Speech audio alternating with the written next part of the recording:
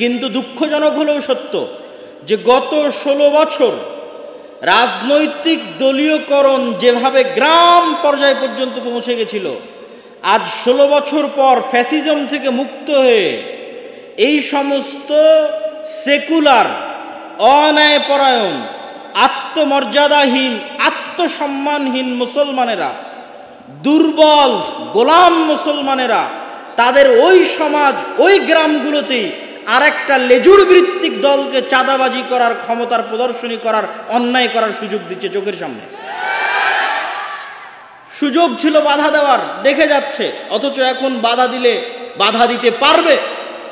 এখন চাইলে social justice, ন্যায় বিচার, মসজিদের ইমাম, মসজিদ কর্তৃপক্ষ, মসজিদের কমিটি, মাদ্রাসা প্রতিষ্ঠা করতে পারবে তার এলাকার মধ্যে, পারবে। আমি একটা বাজার চিনি আমাদের এলাকায়, ওই বাজারে গত 16 বছর বাজারে যারা সবজি বিক্রি করত, যারা দোকান দিত, তাদের থেকে চাঁদা উঠিয়েছে সাবেক ক্ষমতাসীন দল।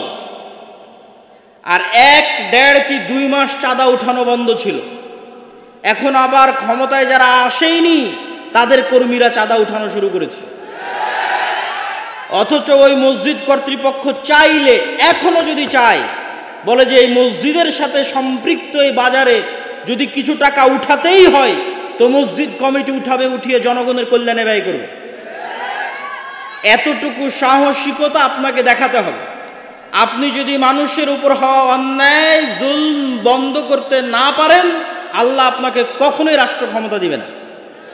আপনি একটা লেভেল পর্যন্ত ন্যায় বিচারক হন, ন্যায় বিচারক হওয়ার চেষ্টা করেন, কেননা রাষ্ট্রে ইসলাম মানে ন্যায় বিচার। ন্যায় বিচারক হওয়ার চেষ্টা করেন, আল্লাহর দয়ায় আল্লাহ সুবহানাহু ওয়া তাআলা আপনাকে রাষ্ট্র ক্ষমতায় পৌঁছে দেবে ইনশাআল্লাহ। সম্মানিত উপস্থিতি, এই জন্য যুবকদের প্রতি, উপস্থিত মুসল্লিদের প্রতি উদাত্ত আহ্বান জানাব, আপনি যদি পূর্ণাঙ্গ মুমিন হতে চান, আধুনিক যুগের তাগুতগুলোর কাফের হতে হবে। আধুনিক যুগের তাগুতের কাফের না হয়ে আপনি ইব্রাহিমের অনুসারী হতে পারবেন না। গণতন্ত্র, সমাজতন্ত্র, ধর্মনিরপেক্ষ মতবাদ, জাতীয়তাবাদ, এই ধরনের মতবাদের প্রকাশ্যে নিজেকে কাফের ঘোষণা করতে হবে যে আমি এই সমস্ত মতবাদের কাফের। এবার আপনার ঈমান পূর্ণাঙ্গ হলো, এবার আল্লাহর সহযোগিতা আপনার সাথে আসলো। শুরু থেকে শুরু করেন। নবীরা সবসময় শুরু থেকে শুরু করতেন। মুসা আলাইহিস সালাতু ওয়াস সালামের যে মুজিজার লাঠি ছিল, সেটি দিয়ে চাইলে ফেরাউনকে হত্যা করে দিয়ে ডাইরেক্ট ক্ষমতা নিতে পারতেন। এত দুঃখ, কষ্ট, অত্যাচার, জুলুম সহ্য করার দরকার ছিল না। কিন্তু আল্লাহ কোনো কিছুই হুমজিক্যালি ডাইরেক্ট করেন না। 7 বছর ইউসুফ আলাইহিস সালামকে জেলে রাখার কি দরকার? ফেরেশতা জেলের দেওয়াল ভেঙে দিলেই হয়, ফেরেশতা জেল থেকে বের করে নিলেই হয়, কুয়া থেকে ফেরেশতা উঠিয়ে নিলেই হয়। আল্লাহ এভাবে কাজ করেন না। আল্লাহ মানুষকে পরীক্ষার মধ্যে দিয়েই, অত্যাচার, জুলমের মধ্যে দিয়ে আল্লাহ মানুষকে প্রতিষ্ঠিত করেন। আপনি ইসরায়েলের দিকে দেখেন, ইসরায়েল সেকুলার নয়, ইসরায়েল কট্টর জায়নিস্ট ইহুদিবাদী দেশ। সিরিয়া বিজয়ের পর 500-র অধিক সিরিয়ার জায়গায় বিমান হামলা চালাতে ইসরায়েল পৃথিবীর কোনো দেশের অনুমতি নেয়নি, পরোয়া করে না।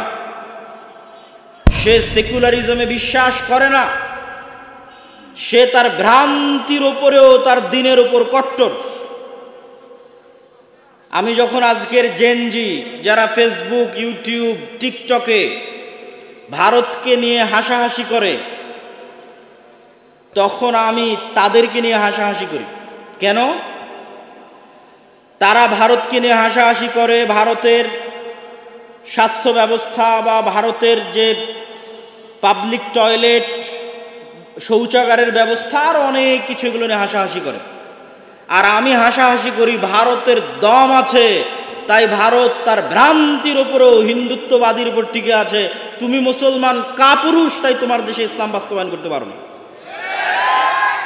তুমি যদি বলো যে আমি ভারতের চেয়ে শক্তিশালী, ভারতের মতো সাহসী, হাসাহাসি ঠাট্টা করতে চাও, তাহলে ভারতের মতো দম দেখাও। বাংলার মাটিতে রাষ্ট্রীয়ভাবে ইসলাম প্রতিষ্ঠা করে দম দেখাও। মিনমিন করে মিউ মিউ করে সেকুলারিজমের বুলি আওড়াও, আর তোমার চারিপাশে কট্টর হিন্দুত্ববাদীদের ঘিরে আছে, এই সেকুলারিজমের বুলি আউড়িয়ে তোমার স্বাধীনতা রক্ষা হবে না। আমি আব্দুল্লাহ বিন আব্দুর রাজ্জাক বলে গেলাম। তুমি যদি স্বাধীন হতে চাও, তারা যদি ভ্রান্তির উপর কট্টর হতে পারে, তোমাকে তোমার হকের উপর কট্টর হতে হবে। এটি শুধু রাষ্ট্রীয়ভাবে নয়, ব্যক্তিগত জীবনেও। ব্যক্তিগত জীবনেও মুসলমানেরা দাড়ি রাখতে দ্বিধায় ভুগে। ব্যক্তিগত জীবনে মুসলমান যদি আর একজনকে দাড়ি টুপি মাথায় দিয়ে দেখে, তাহলে তাকে আনস্মার্ট মনে করে।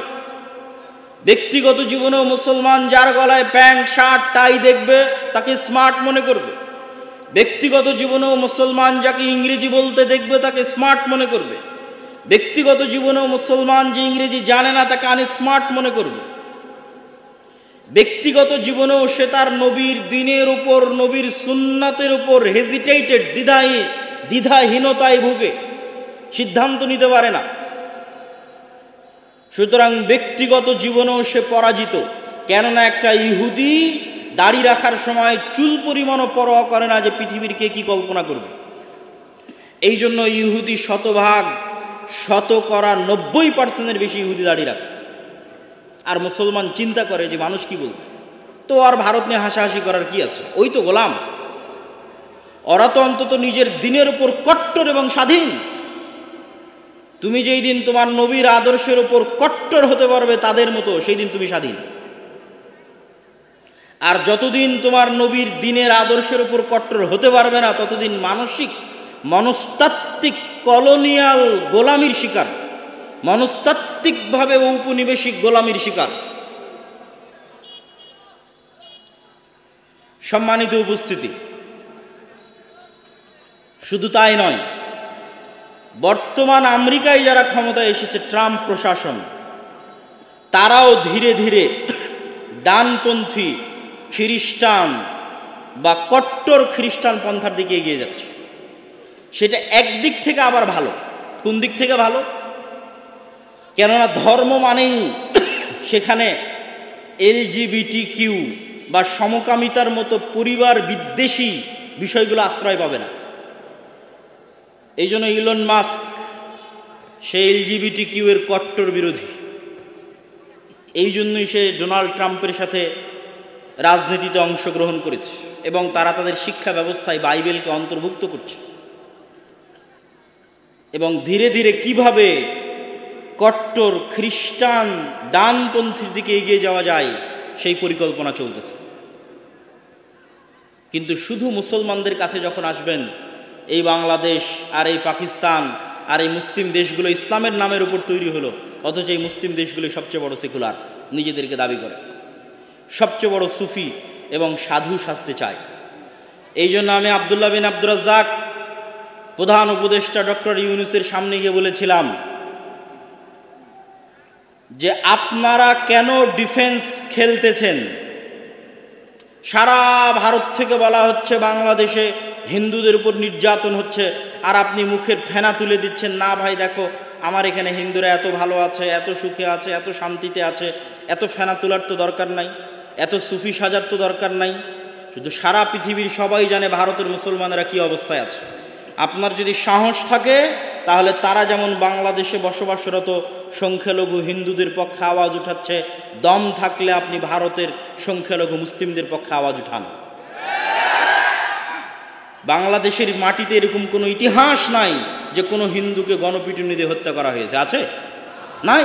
বাংলাদেশের মাটিতে এরকম কোনো ইতিহাস নাই যে কোনো মন্দিরকে ভেঙে সেখানে মসজিদ তৈরি করা হয়েছে। আর ভারতের মাটিতে এরকম অসংখ্য ইতিহাস আছে, মসজিদ ভেঙে মন্দির তৈরি করা হয়েছে। অসংখ্য ইতিহাস আছে মুসলমানকে গণপিটুনিতে হত্যা করা হয়েছে গরুর গোস্ত রাখার অপরাধে। তারপরেও সেখানে হওয়া সংখ্যালঘু নির্যাতনের বিষয়ে আওয়াজ যদি উঠাতে না পারেন, তাহলে স্বাধীন নই, গোলাম। সম্মানিত উপস্থিতি, ঠিক তেমনি আরও একটি মতবাদ। এই তো গেল মোটামুটি সেকুলারিজমের কথা। এবার আসি সংক্ষিপ্ত গণতন্ত্রের বিষয়ে। গণতন্ত্র মুসলমানদের নিকটে বাহ্যিকভাবে দেখতে খুব ভালো মনে হলেও বাস্তবে গত 100 বছরের ইতিহাস বলছে এটি মরীচিকা ব্যতীত কিছুই নয়। ঝুলন্ত মূলার মতো, যেই মূলার পিছনে আপনি দৌড়াতেই থাকবেন কিছু পাওয়ার আশায়, কিন্তু কোনোদিন কিছু পাবেন না। ওই যে দূরে মরুভূমিতে পানি দেখা যায়, আপনি সেই পানির জন্য ছুটতেই থাকবেন, কিন্তু মরীচিকার মতো সেখান থেকে কোনো পানি আপনি পাবেন না, যাওয়ার পর দেখবেন সবই ভালো। তো সেই মতবাদের নাম হচ্ছে গণতন্ত্র। মানুষ প্রশ্ন করতে পারে, যদি গণতন্ত্র এতই ব্যর্থ হয় তাহলে আমেরিকা এবং ইংল্যান্ডের মতো উন্নত দেশে কেন ব্যর্থ হয় না? আমিও পাল্টা প্রশ্ন করতে চাই, থার্ড ওয়ার্ল্ড কান্ট্রিতে গণতন্ত্র কেন কোনোদিন সফল হতে পারেনি? মুসলিম দিয়ে কথা না, তৃতীয় বিশ্বের কোনো দেশেই গণতন্ত্র সাকসেসফুল নয়। আপনার আশেপাশের যত গণতান্ত্রিক দেশ আছে যাদের লেভেল বাংলাদেশের পর্যায়ে, সেখানে অনৈক্য, মারামারি, গণ্ডগোল, হরতাল, অস্থিতিশীলতা লেগেই আছে, লেগেই আছে, লেগেই আছে, লেগেই থাকবে। তাহলে ফার্স্ট ওয়ার্ল্ড কান্ট্রি যারা বিশ্বের প্রথম স্তরের, তাদের কাছে কেন গণতন্ত্র এতটা স্থিতিশীল? তার কারণ অনেকেই মনে করে, অনেক হীনম্মন্য মুসলিম যুবক, আজকে যদি এখানে যুবক এবং ছাত্র ভাইয়েরা থেকে থাকে, তারা অনেক সময় এই ব্যর্থতার জন্য আমাদের দিনকে দায়ী করে। বলে আমাদের হুজুরেরা ইসলামের বিষয়ে এত কট্টর, ইসলামের বিষয়ে এত বেশি ফতোয়া, এত বেশি টানাটানির কারণে আমরা উন্নত হতে পারছি না। এটি একটি ডাহা মিথ্যা অপবাদ। আপনি ইতিহাস ঘাটলে দেখবেন, যখন বাদশাহ আলমগীর ভারত শাসন করে, ওই আফগানিস্তানের কাবুল থেকে, কান্দাহার থেকে একদম মায়ানমারের আরাকান পর্যন্ত এই বিশাল সীমান্ত যখন বাদশাহ আলমগীরের অধীনস্থ, তখন সমগ্র পৃথিবীর মোট জিডিপির 30% জিডিপি ছিল ভারতে। আর 1947 সালে যখন ব্রিটিশরা ভারত থেকে বিদায় নেয়, তখন সমগ্র পৃথিবীর মোট জিডিপির মাত্র 3% জিডিপি ছিল ভারতে। মানে 27% অর্থ সম্পদ ভারত, পাকিস্তান, বাংলাদেশ থেকে চুরি হয়ে গেছে। ঔপনিবেশিক শাসন আমল থেকে শুরু হওয়া এই চুরি এখন পর্যন্ত অব্যাহত আছে। ছলে বলে কৌশলে এই চুরি এবং অর্থ পাচারকে অব্যাহত রাখা আছে। আপনি যান আফ্রিকান মুসলিম কান্ট্রিগুলো, আফ্রিকান মুসলিম কান্ট্রিগুলোর তাদের যে খনিজ সম্পদ আছে, এই যে যত ইউএন ফোর্স যায়, শান্তিরক্ষী বাহিনী, এরা কি করে? এরা জাতিসংঘের পক্ষে কি করে? ওই দেশগুলো অস্থিতিশীল কেন? ওই সমস্ত আফ্রিকান মুসলিম দেশগুলোকে তাদের নিজ দেশের খনিজ সম্পদ ব্যবহার করতে দেওয়া হয় না। তাদের দেশের খনিজ সম্পদ নিয়ে চলে যাবে ফ্রান্স, তাদের দেশের খনিজ সম্পদ নিয়ে চলে যাবে ইতালি, তাদের দেশের খনিজ সম্পদ নিয়ে চলে যাবে স্পেন। এখনকার পৃথিবীর কথা বলছি, আজকের পৃথিবীর কথা বলছি। টাকা থাকলে সবই ভালো লাগে। আপনি বাস্তব জীবনেও এটি প্র্যাকটিক্যাল দেখবেন। মানুষও বলে, হাসাহাসি করে মানুষ বলে যে যদি টাকা না থাকে তাহলে ভালোবাসা জানালা দিয়ে পালায়। তো আমেরিকা, ইংল্যান্ড, ইউরোপের কাছে অঢেল সম্পদ আছে। অঢেল সম্পদ থাকলে এমনিতেই গণতন্ত্র কেন, সকল তন্ত্র চলবে। কিন্তু এই অঢেল সম্পদ আসছে কোথায় থেকে? আমাদের মতো থার্ড ওয়ার্ল্ড কান্ট্রি থেকে চুরি করে নিয়ে যাওয়া, অন্যায়ভাবে নিয়ে যাওয়া।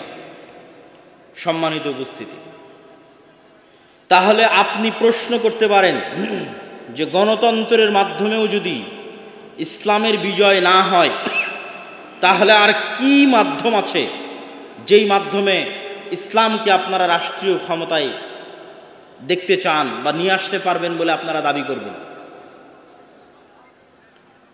ইসলামকে রাষ্ট্রীয় ক্ষমতায় নিয়ে আসতে হলে এই বক্তব্যের এই অংশগুলো আমি গত 5ই আগস্টের পর থেকে প্রায় সব বক্তব্য দিয়েছি। কেন, এটা আমার ছোট্ট গবেষণা। আমার গবেষণার মানুষ ভুল ধরলে আমি সাদরে অভ্যর্থনা জানাব, কিন্তু এখন পর্যন্ত কোনো দালিলিক ভুল পাইনি। এই জন্য আমি আমার এই গবেষণা বলতেই আছি। সেটি কি? সেটি হচ্ছে, আপনি যদি ইসলামকে আল্লাহর দয়ায় রাষ্ট্র ক্ষমতায় প্রতিষ্ঠিত করতে চান, তাহলে আল্লাহর দেওয়া পদ্ধতি অনুযায়ী আগাতে হবে। জোর করে মারামারি করে যেমন একজন ক্ষমতা দখল করে নিচ্ছে, আপনিও নিতে পারেন, কিন্তু এটা ইসলামের নামে আল্লাহর দয়ায় ক্ষমতায় যাওয়া হলো না। ইসলামের মতো একটা পবিত্র জিনিসকে রাষ্ট্রীয় ক্ষমতায় নিয়ে যাবেন, অবশ্যই আল্লাহর দয়ায় যেতে হবে, আল্লাহর সহযোগিতায় যেতে হবে। আর আল্লাহর দয়া, আল্লাহর সহযোগিতা তখনই পাবেন যখন আল্লাহর দেখানো পথে চলবেন। তো আল্লাহর দেখানো পথ কি? কুলিল্লাহুম্মা মালিকাল মুলকি তুতিল মুলকা মান তাশা ওয়া তানজিউল মুলকা মিম্মান তাশা। দুনিয়ার মানুষ শুনে রাখো, স্থায়ী রাজত্ব এবং স্থায়ী ক্ষমতার একচ্ছত্র মালিক আল্লাহ সুবহানাহু ওয়া তাআলা। আল্লাহ যাকে ইচ্ছা তাকে রাষ্ট্র ক্ষমতা দেন, আর যাকে ইচ্ছা তার কাছ থেকে রাষ্ট্র ক্ষমতা জোরপূর্বক ছিনিয়ে নেন, রক্তাক্তভাবে ছিনিয়ে নেন। এটি আল্লাহর নিয়ম। তো আল্লাহ যে একচ্ছত্র রাজত্বের মালিক, সারা পৃথিবীর সকলের রাজত্ব অস্থায়ী। আমেরিকা, ইউরোপ, রাশিয়া, ইসরায়েল সবার রাজত্ব অস্থায়ী। এই প্রত্যেকটা দেশের উপর স্থায়ী রাজত্ব কার? বলেন, কার রাজত্ব? আল্লাহর রাজত্ব স্থায়ী। তো আল্লাহ তার রাজত্ব পরিচালনা করে কি দিয়ে? আল্লাহ সুবহানাহু ওয়া তাআলা বলছেন যে আমি হচ্ছে আজিজুন হাকিম, মহাপরাক্রমশালী এবং মহাপ্রজ্ঞাময়। মহাপরাক্রমশালী মানে ফাআলুল লিমা ইউরিদ, যা ইচ্ছা তাই করতে পারি। পৃথিবীর এমন কোনো শক্তির ক্ষমতা নাই যে আমি আল্লাহ আমাকে জবাবদিহিতার আওতায় নিয়ে এসে বলবে যে আপনি এটা কেন করলেন। এরকম কোনো শক্তি পৃথিবীতে নাই। তো আমি আজিজ, যা ইচ্ছা তাই করতে পারি। কিন্তু যা ইচ্ছা তাই করতে পারার সকল ক্ষমতা থাকার পরেও আমি আল্লাহ কারো উপর জুলুম করি না। কেন? আমি হাকিম, আমি প্রজ্ঞাময়। তাহলে আমার কাছে সকল ক্ষমতা আছে, তারপর পৃথিবীর একটা পশু, প্রাণী, মানুষ, জিন কারো প্রতি আমি আল্লাহ চুল পরিমাণ অত্যাচার করি না। কেন? আমি হচ্ছে হাকিম, আমি প্রজ্ঞাময়। তো আল্লাহ এই সমগ্র পৃথিবীতে তার রাজত্ব পরিচালনা করেন ন্যায় পরায়ণতার সাথে, সত্যবাদিতার সাথে। এই জন্য যারাই নিজেদেরকে মুসলিম শাসক দাবি করবে, ইসলামী রাষ্ট্রের দাবি করবে, ইসলামী খেলাফতের দাবি করবে, তাদের প্রত্যেকের এক নাম্বার জরুরি শর্ত হচ্ছে তাকে ন্যায়পরায়ণ হতে হবে। যেমন রাসূলুল্লাহ সাল্লাল্লাহু আলাইহি ওয়াসাল্লাম ঈসা আলাইহিস সালাতু ওয়াস সালাম সম্পর্কে বলেছেন, তিনি কিয়ামতের পূর্ব মুহূর্তে নেমে এসে হাকামান মুকসিতা, ন্যায় বিচারক শাসক হবেন। ঈসা আলাইহিস সালাতু ওয়াস সালাম ন্যায় বিচারক শাসক, সারা পৃথিবীতে ন্যায় প্রতিষ্ঠা করবেন। এবং সমগ্র পৃথিবীতে ন্যায় প্রতিষ্ঠা করার জন্য অর্থের পরিমাণ এত বেশি হবে যে ভিক্ষা এবং মানুষের কাছে চাওয়ার মতো কোনো মানুষ থাকবে না।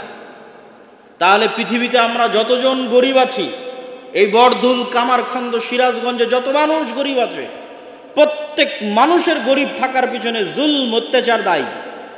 ওই যে হাজার হাজার কোটি টাকা পাচার হয়ে গেছে, এই জন্য এরা গরিব। আরও কে কোথায় সুদ, ঘুষ, দুর্নীতিতে লিপ্ত, ওই প্রত্যেকটা দুর্নীতির কারণে আমি আপনি গরিব হচ্ছি। আর যখন ওই সব দুর্নীতি বন্ধে শতভাগ ন্যায়ের সাথে রাষ্ট্র চলবে, ন্যায়ের সাথে পৃথিবী চলবে, তখন কেউ গরিব থাকবে না, যেমন ঈসা আলাইহিস সালামের সময় থাকবে না। আর এক হাদিসে রাসূলুল্লাহ সাল্লাল্লাহু আলাইহি ওয়াসাল্লাম বলেছেন, সাবআতু ইউদিল্লুহুমুল্লাহ ইয়াওমা লা দিল্লা ইল্লা দিল্লুহ, 7 শ্রেণীর মানুষকে আল্লাহ বিশেষ ছায়া দিবেন। যেই দিন আল্লাহর বিশেষ ছায়া ব্যতীত আর কোনো ছায়া থাকবে না, সেদিন 1 নম্বরে ইমামুন আদিল, ন্যায় বিচারক, ন্যায়পরায়ণ, দায়িত্বশীল। সারমর্ম কি দাঁড়ালো? ইসলামী রাষ্ট্র মানে ন্যায় বিচার, ইসলামী রাষ্ট্রের রাষ্ট্রনেতা মানে ন্যায় বিচারক, ইসলামী খেলাফা মানে ন্যায় বিচার, ইনসাফ, ন্যায়পরায়ণতা, সত্যবাদিতা। এখন আমি ঈসা আলাইহিস সালাতু ওয়াস সালাম যদি নিজে ন্যায় বিচারক না হই, নিজে ন্যায়পরায়ণ না হই, রাষ্ট্রে কিভাবে ন্যায় বিচার প্রতিষ্ঠা করব? তো আপনারা যারা এখানে উপস্থিত হয়েছেন, বক্তব্য শুনছেন, অনলাইন অফলাইনে দেখছেন, প্রত্যেকের কাছে প্রশ্ন। প্রত্যেকেই বলে, কেন মুসলমানেরা রাষ্ট্র ক্ষমতায় নাই? কেন রাষ্ট্র ক্ষমতার জন্য কেউ চেষ্টা করে না? কেন ইকামতে দিন রাষ্ট্রে ইসলাম প্রতিষ্ঠার জন্য কেউ চেষ্টা করে না? রাষ্ট্রে ইসলাম প্রতিষ্ঠার 1 নাম্বার শর্ত ন্যায়পরায়ণ হতে হবে। 1 নাম্বার শর্ত সত্যবাদী হতে হবে। যে মিথ্যুক, যে অন্যায়পরায়ণ, তার হাতে আল্লাহ কখনো আল্লাহর দয়ায় রাষ্ট্র ক্ষমতা দিবে না। জোর করে মিথ্যা বলে মারামারি করে ক্ষমতা নিয়ে নিতে পারে, ওটা ইসলামের নামে নয়। মিথ্যার জোরে হতে পারে, ক্ষমতার জোরে হতে পারে, কিন্তু আল্লাহর দয়ায় কেউ রাষ্ট্র ক্ষমতা নিবে, তাকে সত্যবাদী, ন্যায়পরায়ণ, আমানতদার হতে হবে। আর আমাদের মুসলমানদের অবস্থা দেখেন, এখানে এখনো কত মানুষ বসে আছে যারা তাদের পিতার মৃত্যুর পর তাদের বোনকে পিতার সম্পত্তিতে ন্যায়ের সাথে ভাগ দেয়নি। কেউ আছে ভাগই দেয়নি, কেউ আছে দিয়েছে, ন্যায়ের সাথে দেয়নি। সিরাজগঞ্জের সবচেয়ে দামি জমিটা সে নিয়েছে, আর সবচেয়ে কম দামি অনাবাদি পানিতে ডুবে থাকা জমিটা বোনকে দিয়েছে। তো সে কোনোদিন নেতা হতে পারবে না, মানে আল্লাহ তাকে কোনোদিন নেতা বানাবেন না আল্লাহর দয়ায়। তো এটা শুধু আমাদের ব্যক্তিগত জীবনে নয়, আমাদের রাষ্ট্রীয় জীবনের প্রতিটা রন্ধ্রে রন্ধ্রে। আপনি যদি এখন আমাকে বলেন যে আপনাকে বাংলাদেশের দায়িত্বশীল করে দিচ্ছে, আমি হব না। কেন হব না? আমি জানি যে আমি যদি বাংলাদেশের প্রধান উপদেষ্টা, প্রধানমন্ত্রী হই, আমি এই দেশ চালাতে পারবো না। কেন চালাতে পারবো না? এই দেশে সৎ, ন্যায়পরায়ণ, সত্যবাদী প্রজন্মের অভাব আছে। প্রত্যেকটা সেক্টরে, প্রত্যেকটা জায়গায় মিথ্যুক দুর্নীতিবাজ বসে আছে। কি ওসি, কি ডিসি, কি এসপি, কি প্রিন্সিপাল, কি প্রধান শিক্ষক, কি সাব রেজিস্ট্রার, কি এসিল্যান্ড, সবাই নিজ নিজ দায়িত্বের আমানতের সাথে, অধিকাংশই নিজ নিজ দায়িত্বের আমানতের সাথে খেয়ানত করে টিকে আছে। অথচ অত্যন্ত দুঃখজনক, তারা আবার নামাজ আদায় করে, তারা আবার হাজি, তারা আবার দানবীর। তাদেরকে উদ্দেশ্য করে রাসূলুল্লাহ সাল্লাল্লাহু আলাইহি ওয়াসাল্লাম বলেছেন, আরবাউন মান কুন্না ফীহ, 4টে বৈশিষ্ট্য যার মধ্যে থাকবে সে মুনাফিকান খালেসা, নির্ভেজাল, নিষ্কলুষ মুনাফিক। ইদা হাদ্দাসা কাযাবা, যখন কথা বলে মিথ্যা বলে। ওয়াইদা ওয়াদা আখলাফা, যখন ওয়াদা করে ভঙ্গ করে। ওয়াইদা তুমিনা খানা, যখন দায়িত্ব দেওয়া হয় দায়িত্বের সাথে খেয়ানত করে। এই প্রত্যেকটা পর্যায়ের দায়িত্বশীল, ছোট থেকে ছোট, বড় থেকে বড় পর্যায়ের দায়িত্বশীল, নিজ নিজ দায়িত্বের সাথে খেয়ানত করে টিকে আছে। তাদেরকে আল্লাহর নবী বলেছেন তারা স্পষ্ট মুনাফিক। তাহলে তারা সালাত কেন আদায় করছে, নাম কেন পালন করছে? তাহলে তারা রোজা কেন রাখছে, হজ কেন করছে, দান কেন করছে? এই প্রত্যেকটা দায়িত্বে ওসি, ডিসি, এসপি, যত দায়িত্বশীল আছে তাদের অধিকাংশই নামাজি, অধিকাংশই হজ করেছে, উমরা করেছে। কেন? আবার কেউ কেউ আছে তাহাজ্জুদ গুজার। কেন? তার কারণ হচ্ছে তারা এই বাহ্যিক আনুষ্ঠানিক ইবাদতগুলোর দিয়ে তাদের অভ্যন্তরীণ মুনাফিকিকে ঢেকে রাখতে চায়। বাস্তবে মুনাফিক, সত্য হচ্ছে মুনাফিক, স্পষ্ট কথা হচ্ছে মুনাফিক। আমি না, আল্লাহর নবী বলেছেন মুনাফিক, আমি শুধু অনুবাদ করছি। বাস্তবে মুনাফিক, কিন্তু ওই মুনাফিকি ঢাকার জন্য দাড়ি রেখেছে, মুনাফিকি ঢাকার জন্য মাথায় টুপি দিয়েছে, মুনাফিকি ঢাকার জন্য হজ করেছে, মুনাফিকি ঢাকার জন্য নামাজ আদায় করে, মুনাফিকি ঢাকার জন্য তাহাজ্জুদের সালাত আদায় করে, কিন্তু বাস্তবে মুনাফিক, কেননা তার দায়িত্বের সাথে খেয়ানত করেছে, বলেছেন আল্লাহর নবী সাল্লাল্লাহু আলাইহি ওয়াসাল্লাম। তাহলে এই ধরনের মুনাফিক মুসলিমেরা কখনোই নিজ জাতির, নিজ দেশের, নিজ গোত্রের নেতা হতে পারবে না। গোলামি থাকবে। তাহলে রাষ্ট্রে ইসলাম প্রতিষ্ঠা করতে চান, একটা সত্যবাদী, ন্যায়পরায়ণ প্রজন্ম উপহার দিতে হবে। যেই প্রজন্ম অর্থের কাছে বিক্রি হবে না, সেকুলারিজমের কাছে বিক্রি হবে না, তার সত্যবাদিতা, ন্যায়পরায়ণতার উপর পাহাড়ের মতো অটল থাকবে। অবশ্যই ওই প্রজন্মের হাত দিয়ে ইসলাম প্রতিষ্ঠা হবে, ইনশাআল্লাহ হবে, অবশ্যই হবে। সম্মানিত উপস্থিতি, কেন এতটা কঠোরতা এই সমস্ত মুনাফিকিগুলো থেকে বাঁচিয়ে রাখতে? আমি বক্তব্য শুরু করেছিলাম যে বক্তব্যের শুরুতেই বলেছিলাম যে আপনি সেকুলারিজমের কাছে যাবেন, সেকুলারিজম বলবে আপনি ক্যাশ মেশিন, আর ইসলামের কাছে আসবেন, ইসলাম বলবে আপনার আত্মমর্যাদা আত্মসম্মান রক্ষা করা সবার আগে, আপনার পবিত্রতা রক্ষা করা সবার আগে। এই জন্যই রাসূল সাল্লাল্লাহু আলাইহি ওয়াসাল্লাম সব সময় ঋণ বিমুখতাকে উৎসাহিত করেছেন। গত বক্তব্যে, এর আগের দিনের প্রোগ্রামে বাগেরহাটে ঋণ বিমুখতার প্রতি আল্লাহর নবীর যে উৎসাহীকরণ বা ঋণ না নেওয়ার প্রতি আল্লাহর নবীর যে উৎসাহীকরণ, তার ব্যাপারে অসংখ্য দলিল তুলে ধরেছিলাম রাসূল সাল্লাল্লাহু আলাইহি ওয়াসাল্লামের পক্ষ থেকে। শুধু সংক্ষিপ্ত আপনাদের সামনে এতটুকু বলি যে ইসলাম আপনি বিলাসিতার জন্য সুদের ভিত্তিতে লোন নেবেন, এটা বহু পরে। টিনের বাড়িকে পাকা বাড়ি বানাবেন, লোনের ভিত্তিতে মোটরসাইকেল, এসি, ফ্রিজ কিনবেন সুদের লোনের ভিত্তিতে, এটা বহু পরে। স্বাভাবিক কর্জে হাসানা যেখানে সুদ যুক্ত নাই, এই স্বাভাবিক কর্জে হাসানাকে আল্লাহর নবী এই পরিমাণ নিরুৎসাহিত করেছে যে তিনি সবসময় আল্লাহর কাছে পরিত্রাণ চাইতেন, হে আল্লাহ লোনের বোঝা, ঋণের বোঝা থেকে পরিত্রাণ চাই। শহীদ তিনবার যুদ্ধ করে শহীদ হওয়ার পরও জান্নাতে যাবে না যদি তার ঘাড়ে ঋণের বোঝা থাকে। তাহলে কেন এতটা কঠোরতা? ওই যে আজকে যদি 500 টাকা কিস্তিতে লোন নেন, 1000 টাকা কিস্তিতে লোন নেন, কালকে যখন পরিশোধের সময় আসবে আপনি মিথ্যা বলবেন। কথা বলেন না যে মিথ্যা বলবেন না? অবশ্যই মিথ্যা বলবেন। আপনার স্ত্রীকে মিথ্যা বলা শিখাবেন, আপনার সন্তানকে মিথ্যা বলা শিখাবেন, তাহলে লোন দিয়ে মিথ্যার রাস্তা শুরু হলো, আপনার মধ্যে অপবিত্রতা প্রবেশ করলো, আপনার আত্মমর্যাদা নষ্ট হলো, আত্মসম্মান নষ্ট হলো। এখন আপনি আর নেতা হতে পারবেন না, এখন আপনি আর দেশ, জাতি, সমাজের নেতৃত্ব দিতে পারবেন না, ওই বৈশিষ্ট্য হারিয়ে ফেলেছেন। এই জন্য আপনার সেলফ রেসপেক্ট, আত্মমর্যাদা যেন উঁচু থাকে, আপনার মাথা যেন উঁচু থাকে। এই জন্য ইসলামের সবচেয়ে বেশি প্রায়োরিটি দেওয়া হয় আপনার এবং আমার পবিত্রতাকে, আপনার এবং আমার আত্মমর্যাদাকে, আত্মসম্মানকে। সম্মানিত উপস্থিতি, আমরা আলোচনা করছিলাম রাষ্ট্রে ইসলাম কিভাবে প্রতিষ্ঠিত হবে।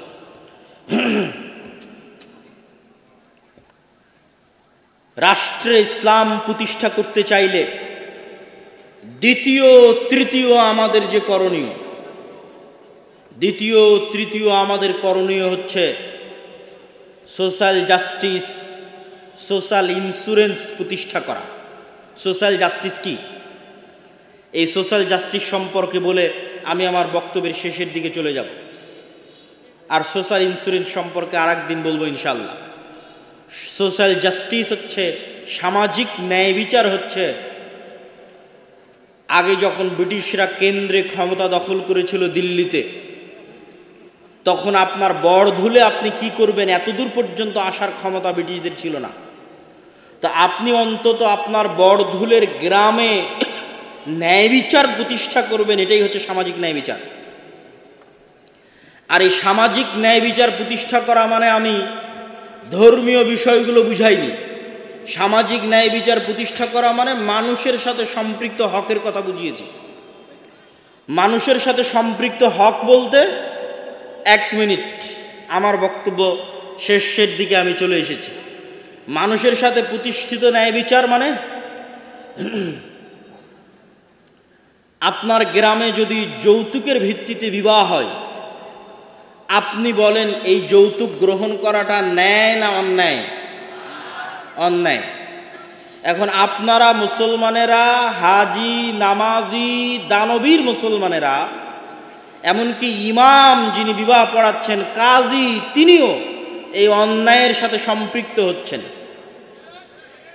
তাহলে এই যে একটা অন্যায়ের সাথে আপনি সম্পৃক্ত হলেন, যা মানুষের উপর জুলম, তাহলে আপনি রাষ্ট্রে ইসলাম প্রতিষ্ঠার প্রথম শর্তে মাইনাস, আপনাকে দিয়ে রাষ্ট্রে ইসলাম প্রতিষ্ঠা হবে না।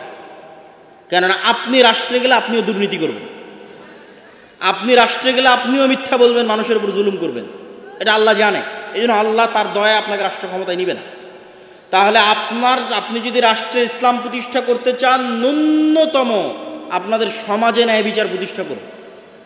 আর সমাজে ন্যায় বিচার প্রতিষ্ঠা করার এখন ছিল সবচেয়ে বড় সুযোগ।